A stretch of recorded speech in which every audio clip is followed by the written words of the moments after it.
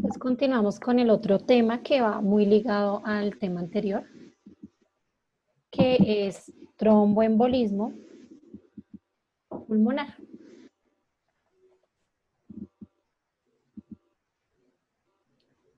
Bueno, entonces ya más o menos con lo que vimos de la trombosis venosa, ¿quién me dice qué cree que es un tromboembolismo pulmonar? Uno solo, por favor.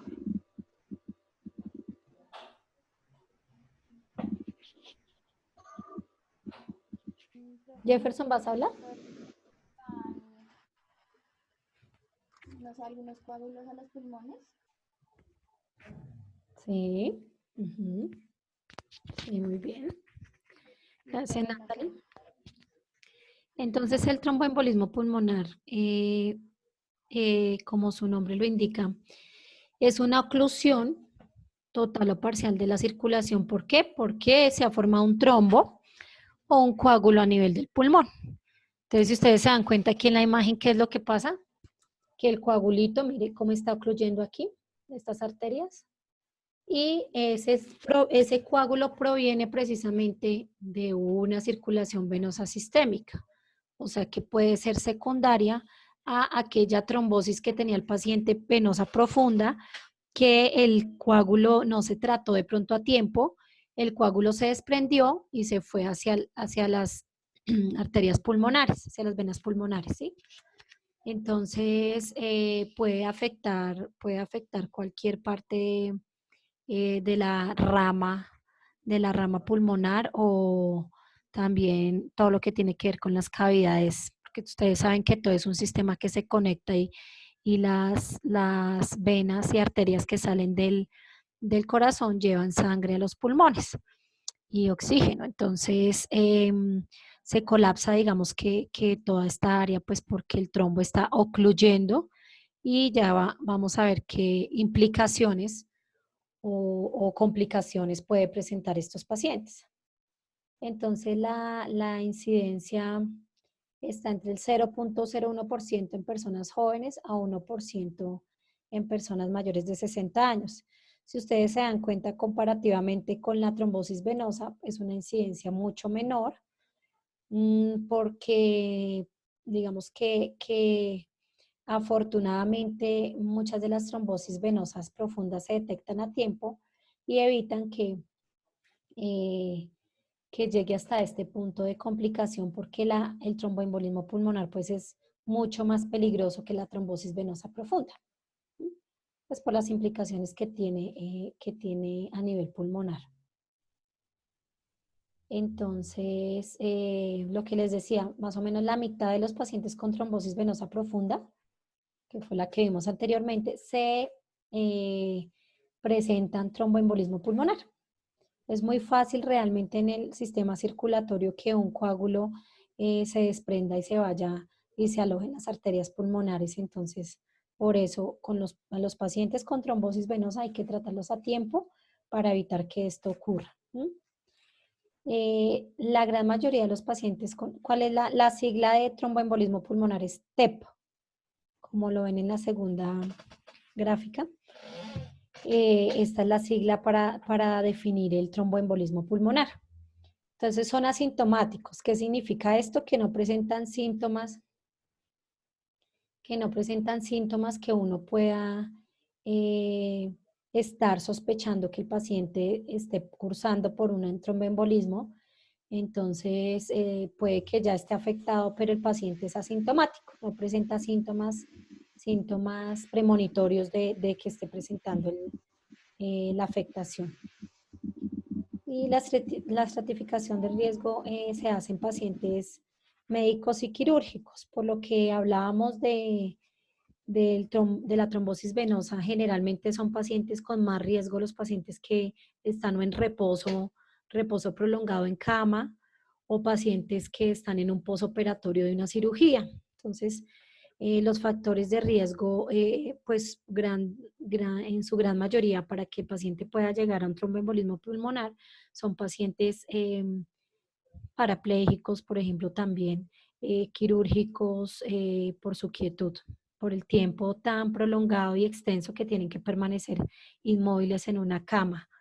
Pacientes con, por ejemplo, con problemas neurológicos, también que tienen que estar en una cama todo el tiempo. Por eso ustedes siempre van a ver que dentro de los manejos siempre se les va a colocar a estos pacientes medicamentos anticoagulantes. Entonces, si prevenimos oportunamente la trombosis venosa, pues también un riesgo bajo de que no haya tromboembolismo.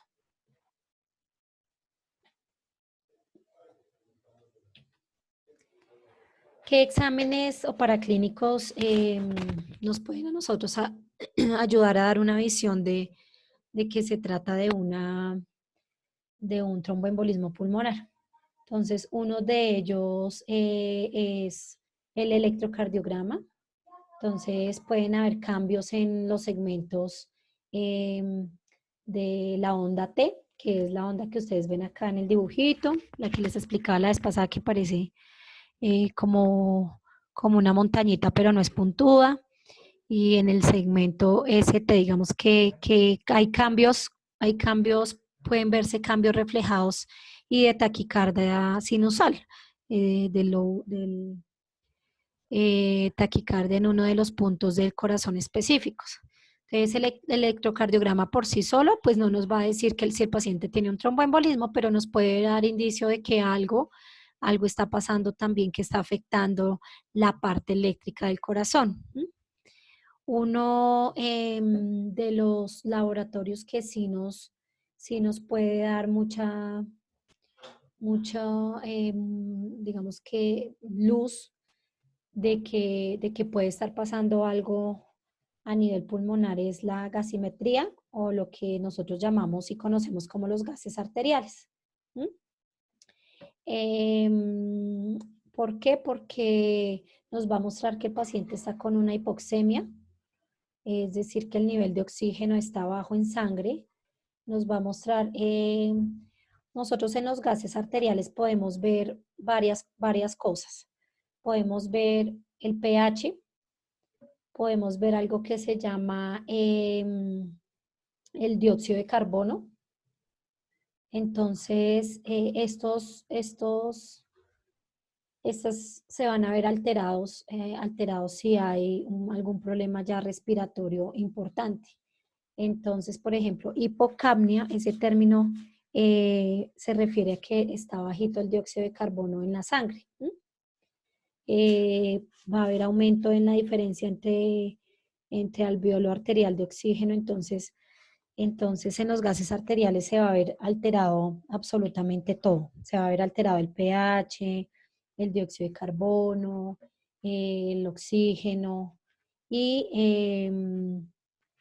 pues esto nos va a dar una luz muy grande de que el paciente puede estar presentando un problema respiratorio mayor. Bueno, otro medio diagnóstico paraclínico que usamos es la radiografía de tórax, que puede mostrar también anormalidades, pues no son tan específicas para este tipo de complicación, pero nos puede mostrar, por ejemplo, problemas de infiltrados pulmonares, algo que nosotros llamamos atelectasias. Las atelectasias, pues digamos que son alteraciones a nivel del pulmón que no permiten que se haga la función normal porque hay algo que está obstruyendo. Entonces, no está funcionando adecuadamente el pulmón. El derrame pleural, pues que es de líquido en las pleuras y otras sintomatología a nivel pulmonar, pues que nos puede también dar un indicio de que hay una alteración importante. Pero básicamente la gasimetría sí, o los gases arteriales sí nos ayudan mucho para este diagnóstico. Otro examen es el ecocardiograma, pues que nos va a mostrar si de pronto hay alguna alteración a nivel fisiológico en el corazón, pues secundario al embolismo. Si obviamente como todo se maneja en conjunto, hay posibilidades de que también el corazón se vea afectado pues por el mismo tromboembolismo. Entonces, sí, el ecocardiograma pues nos ayuda a mirar y a discriminar si los pacientes de pronto ya tienen una afectación a nivel del corazón, secundaria al tromboembolismo, pues que esto nos daría un indicio de que es un paciente mucho más complicado, que tiene un peor pronóstico de vida. Y otro examen que se llama gammagrafía, que es, todos estos son medios de diagnóstico que se toma por medio de escanografías, en este caso pues del pulmón, donde nos puede mostrar si hay defectos en la perfusión de los segmentos pulmonares. Entonces, nos muestra también cómo están las arterias, cómo están perfundiendo, si les está llegando el suficiente oxígeno, la suficiente circulación, nos da también luz de que algo puede estar fallando.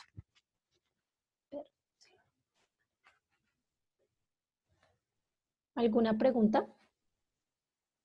Entonces, si nos damos cuenta, en el tromboembolismo pulmonar ya afecta directamente al pulmón, todas sus ramas arteriales y venosas, y tiene complicaciones, pues, las complicaciones son un poco más severas que en una trombosis venosa. Ya se puede ver involucrado el corazón, se pueden ver involucradas pues otras estructuras por la falta de circulación que está generando el trombo, que no permite que se dé la circulación normal. Hay otros exámenes complementarios, que es angiografía y arteriografía. La angiografía, pues lo que les digo, todo esto es con estudios escanográficos, nos muestra la luz de las arterias pulmonares y si hay trombos en su interior. Entonces ese es uno de los medios diagnósticos como más certeros que nos puede ayudar a visualizar si hay algún trombo ocluyendo una de las arterias pulmonares. Y la arteriografía, ya pues digamos que este examen está indicado ya en pacientes que tienen compromiso hemodinámico, es decir, que ya vemos sus variables de signos vitales alterados, y ecocardiografía o gammagrafía no diagnósticas. Entonces, son pacientes a los que ya tienen un TEP que tiene un compromiso grande y que no se ha podido dar el diagnóstico con otros paraclínicos, entonces se le hace una arteriografía que ya es más específica.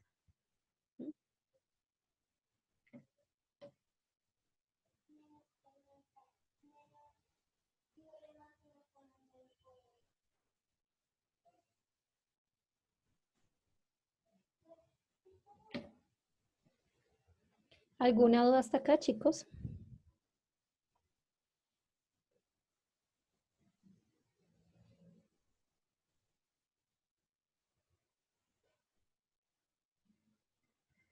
Entonces, este es el algoritmo de diagnóstico en los pacientes hospitalizados.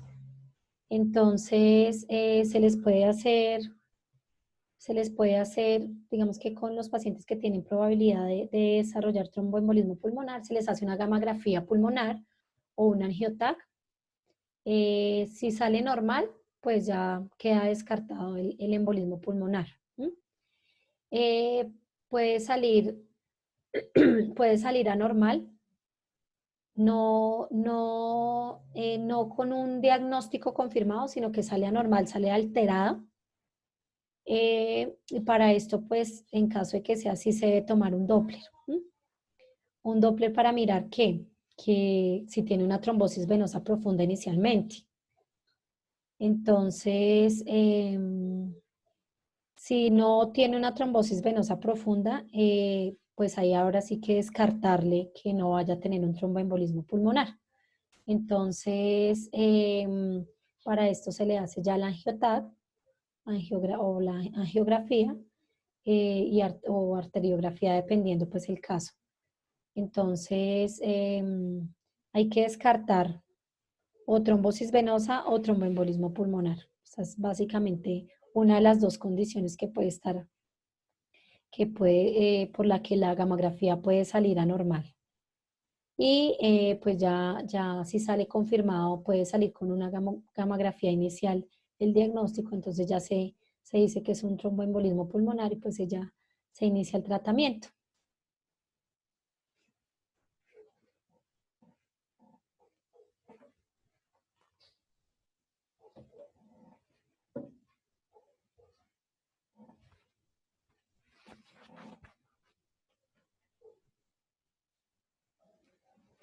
¿Alguna pregunta, chicos, hasta acá? Sí, más o menos les ha quedado claro si ha sido, si de pronto han entendido la diferencia entre la una y la otra.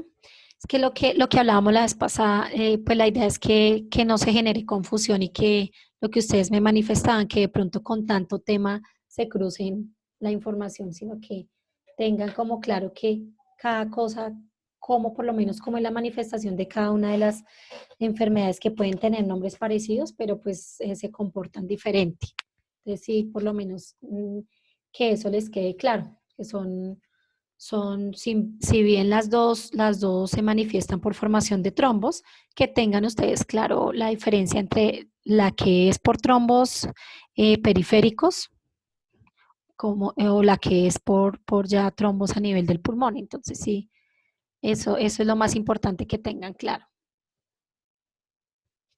Ya cuando el paciente tiene un colapso hemodinámico, ya que están todos sus signos vitales alterados y que ya está descompensado, pues si tiene probabilidad de clínica de tromboembolismo, se le hace el angiotac, se le hace, pues sí, se le hace el diagnóstico y ya se empieza, se define si tiene hipertensión también pulmonar o alguna otra complicación que pueda estar afectándole, pues para iniciar el manejo. Entonces aquí sí se toma el angiotac y el angiotac pues ya nos tiene que definir de inicio si estamos cursando con una trombosis, un tromboembolismo. Y aparte de eso, o sea, si definitivamente pues nos dice el angiotac no es claro, pues se debe tomar un ecocardiograma u otros estudios complementarios que nos ayuden a mirar si hay un compromiso mayor, como en este caso lo que les digo, una, una disfunción del ventrículo o una hipertensión pulmonar que ya es el aumento de la tensión de las arterias pulmonares por la misma presión que están ejerciendo por el colapso que se genera por los coágulos. Entonces, si no nos dan un diagnóstico certero con el angiotac, pues nos vamos a mirar otros, pero esto sí hay que hacerlo pues o prontamente. O sea, no nos podemos dar que no, que es que el angiotac no salió concluso, entonces que tomémosle una ecografía y luego un Doppler y luego no, aquí nos toca ya tomarle medios más específicos para poder descartar. Bueno, entonces, digamos que como profilaxis para el tromboembolismo pulmonar, o sea, profilaxis es como un tratamiento de sostén para ayudar a, a mejorar la condición del paciente. Se usan heparinas, lo que les decía con una trombosis venosa profunda, son heparinas de diferente peso molecular, entonces hay heparinas puras que es la heparina que se puede conseguir en la ampolla, que se puede colocar intravenosamente en líquidos. Está la noxoparina y la dalteparina, que generalmente son medicamentos que vienen en unas jeringas prellenadas con cierto volumen de medicamento y con una aguja muy delgadita para aplicar la inyección. Esas inyecciones se aplican, lo que les mencionaba, se puede aplicar intramuscular, subcutáneamente, ya sea en el brazo. Muchos de los pacientes que ya les toca usar, digamos que crónicamente o por lo menos por un largo periodo, este tipo de heparinas, ellos ya se la colocan solos en su barriga, en, el tejido subcutáneo de la barriguita, que es mucho más fácil. Y pues siempre es importante darle la educación de cómo se debe administrar, de acuerdo a la orden, si es cada 12 horas o si es solamente una vez al día. Entonces, importante el tratamiento de profilaxis para este tipo de pacientes. Ya cuando ya hay rompimiento, ya es, digamos, una embolia más grave, más grande, ya hay que usar tratamiento trombolítico, es decir, que ayude a destruir los coágulos de una manera como más agresiva. Entonces ya se ponen infusiones, se colocan líquidos por bomba de infusión, medicamentos como streptoquinasas, uroquinasas que ya actúan directamente rompiendo el coágulo y evitando la formación de nuevos coágulos, ¿sí? Entonces, de acuerdo a la condición del paciente, pues también se hace el tratamiento. Si es por profilaxis, pues ya es un tratamiento con el que el paciente se va para la casa ambulatoriamente. Pero ya si es una embolia ya masiva, es mucho más grande, pues toca actuar directamente con antiplaquetarios, se llaman estos medicamentos, ¿m? Que ayudan a no permitir que se formen coágulos y pues a destruir o romper los que ya, a disolver pues los que ya existen. ¿Alguna pregunta hasta acá?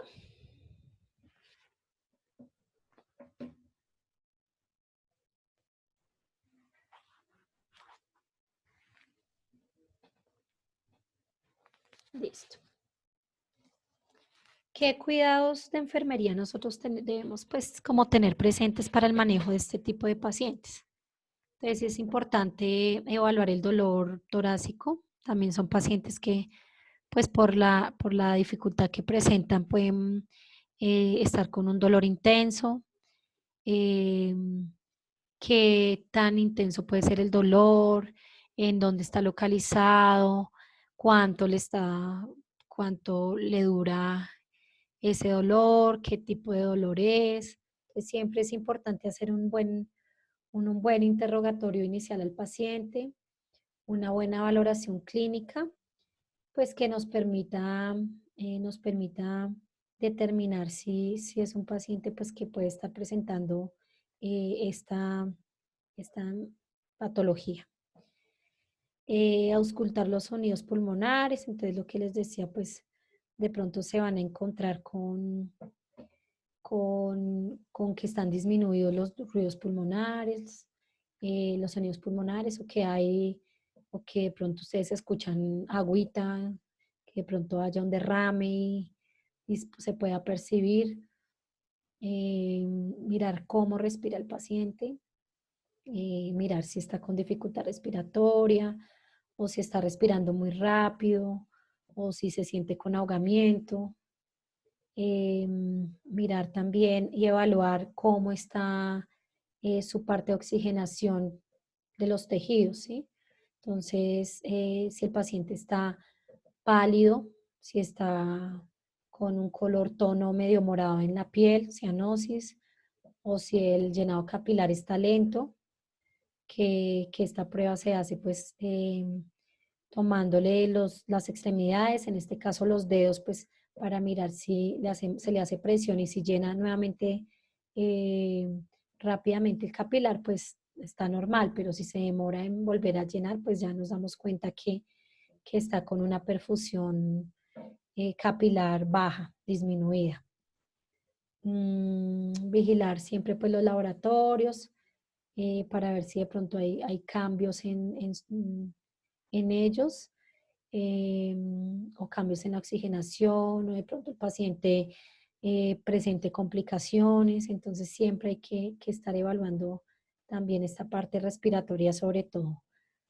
Y pues los accesos venosos que siempre deben garantizarnos que podamos administrarle sus medicamentos sin ningún problema, que no se le suspenda el tratamiento, que porque no tiene una vena para pasárselo. Entonces, importantísimo siempre procurar que tenga unos buenos accesos venosos, que sean permeables, que le pueda pasar sus medicamentos sin ningún problema y no tengamos dificultades por que se vaya el paciente a complicar porque no se le coloca el medicamento oportunamente.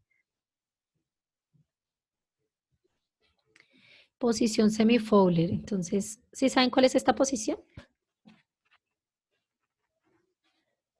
Donde el paciente está semi acostado, no totalmente, más bien semi sentadito, no está totalmente acostado el paciente. ¿Por qué? Porque en estos pacientes debemos garantizar que tengan buena oxigenación y un paciente que está totalmente acostado en decúbito dorsal, pues no, va a tener dificultad para respirar. ¿Mm?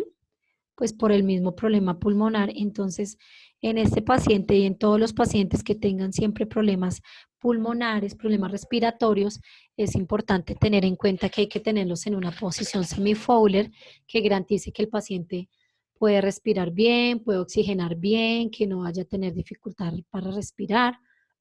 Entonces, eso es importante, muy importante tenerlo en cuenta, que el paciente siempre esté en posición semi-sentado o semi-Fowler. ¿Mm? Enseñarlos a respirar, muchas veces por ansiedad, por que les duele mucho, por el desespero. Son pacientes que empiezan a respirar muy rápido, no controlan la respiración y pues obviamente pues esta es una de las cosas que hay que decirles a ellos que tienen que pues, respirar o si no van a entrar en un estado de hiperventilación y se van a ver alterados pues su parte respiratoria aún más. ¿Mm? Administración de los anticoagulantes, entonces sean por vía intravenosa, sea por vía subcutánea o también por vía oral, que hay muchos anticoagulantes que se dan tomaditos. Siempre hay que garantizar que el paciente se los tome, darle la educación que si está hospitalizado, pues se los tiene que tomar por horario que se los administra en el hospital, pero pues cuando salga también siempre importante recalcarle la importancia de seguir continuo el tratamiento y no suspenderlo por nada del mundo porque puede otra vez complicarse y tener una recaída. Y aquí también va muy de la mano también el tema de los sangrados, porque pues un paciente que está sangrando tiene algún tipo de sangrado abundante o activo, pues no se le puede administrar medicamentos anticoagulantes, que fue lo que hablamos.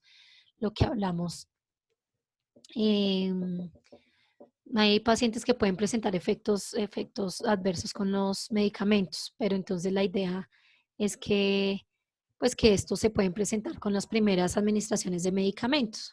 Si hay un paciente que nosotros vemos que se le inició una heparina y está presentando, le rasca, presenta rasquiña que se llama prurito, rash o algo diferente o especial que nos pueda estar indicando que el paciente presentó un evento adverso, pues de una vez hay que reportarlo. ¿Mm? Un evento adverso ¿sí saben qué es? Es cuando se causa daño, pero es algo que nosotros no es intencional, ¿sí? Algo que puede causar daño al paciente, pero pues que no se hace con la intención. Entonces, por ejemplo, en el caso de los medicamentos, hay medicamentos que pueden generar eventos adversos, es decir, que pueden causar un daño al paciente, pero pues que no se hace con ninguna intención de hacerlo, ¿no?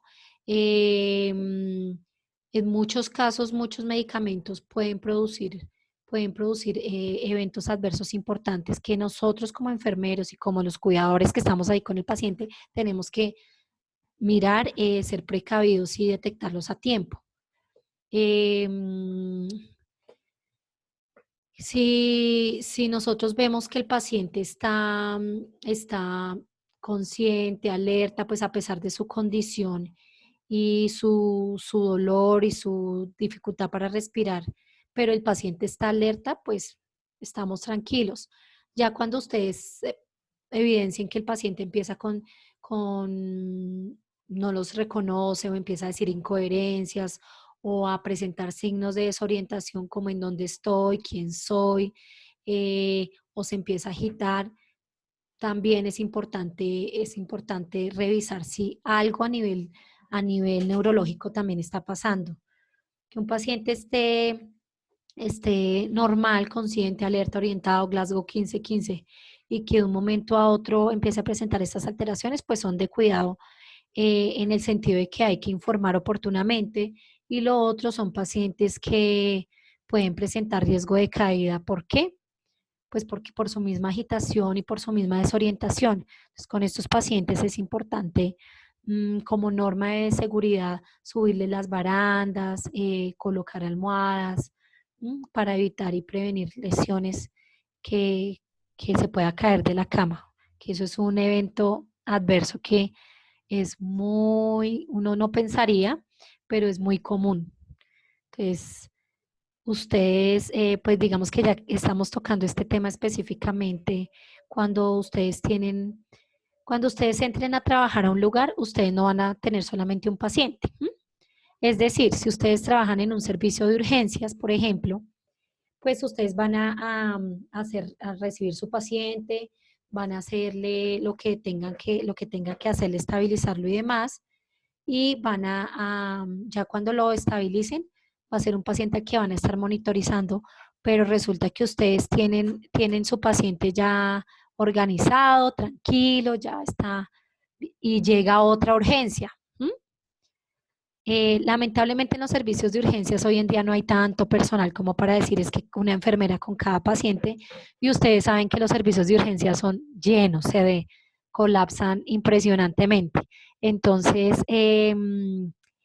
ustedes no van a tener un solo paciente. Entonces, como no van a tener un solo paciente, ustedes tienen que tener la experticia y de poder decir, este paciente tiene un riesgo de que se me vaya a caer porque es un paciente que no está totalmente orientado, es un paciente que ya está muy viejito y los viejitos a veces tienden a levantarse solitos, con los pacientes que son adultos mayores, que tienen problemas neurológicos, que tienen problemas mentales, con los niños, con todo este tipo de pacientes, siempre ustedes tengan la precaución de que estén con sus barandas arriba, o a veces toca inmovilizarlos, los pacientes de enfermos mentales que les dan sus crisis de ansiedad o los de esquizofrenia, que de un momento a otro empiezan a agitarse. Estos pacientes muchas veces hay que movilizarlos en la cama, ¿m?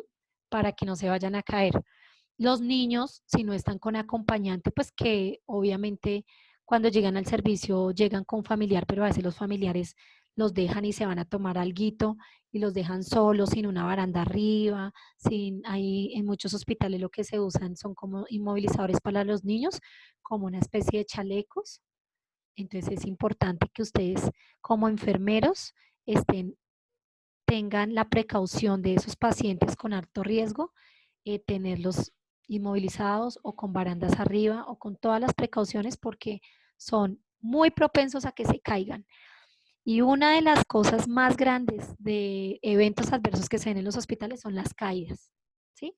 Entonces, para que lo tengan muy en cuenta, uno que pues que ha visto eso mucho, para que ya que tocamos este tema, sí me parece importante pues que ustedes lo tengan muy en cuenta. No es solamente tomarle los signos y ya, y chao, sino de verdad prever esas cosas, prever y pues hacer las acciones para evitar este tipo de incidentes.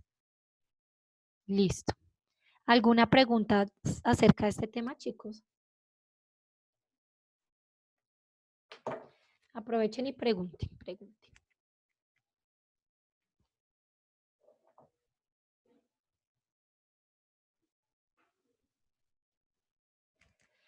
¿Sí quedó claro lo de tromboembolismo, la diferencia con la trombosis venosa, o tienen alguna duda? Así parezca, no importa, pregunten, así parezca algo que es obvio, pero pregunten, chicos. Es importante que queden claros los conceptos y las cosas para que pues después no se vayan a confundir cuando estén repasando y estudiando.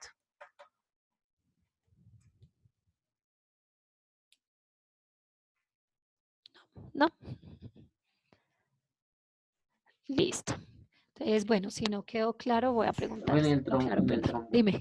el tromboembolismo pulmonar no se especifica el cuadro hemático. No, no. Digamos que el cuadro hemático nos puede mostrar parte de las plaquetas, nos puede decir si las plaquetas están disminuidas o aumentadas, entonces, pero específicamente que nos diga si el paciente tiene tromboembolismo o no. Ya para el tromboembolismo, específicamente, pues ya son los exámenes más avanzados como el AngioTAC, como la angiografía, son ya como los más especializados para mirar si tiene el paciente esta condición. Sin embargo, la clínica, lo que les decía en un inicio, mirar si el paciente tiene palidez, tiene cianosis, tiene dificultad respiratoria. Ustedes se dan cuenta, muchos problemas respiratorios, pues el paciente, en muchos casos el paciente está con dificultad respiratoria, pero digamos que sumado a esto, por eso hay que tomarles tiempos de coagulación, mirar si el paciente ha tenido antecedentes de tromboembolismos previos o de trombosis venosas. Cuando el paciente dice, no, es que yo tuve una trombosis venosa hace un año, pues bueno, ya digamos que uno tiene como una guía por qué lado podría ser lo que está presentando. Pero con un solo examen, o sea, digamos con un cuadro hemático, no, para este caso no nos da. Son mucho más efectivos los gases arteriales, lo que les decía. ¿Hay alguna otra duda?